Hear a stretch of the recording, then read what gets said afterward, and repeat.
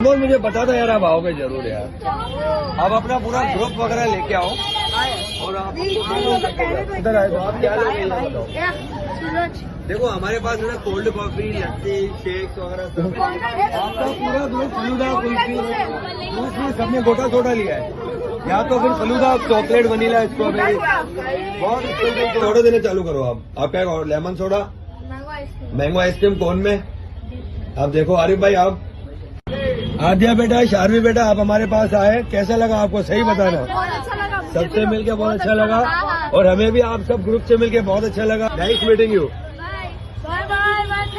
Thank you brother, thank you very much. बहुत बहुत खुश हुई। आपका नाम?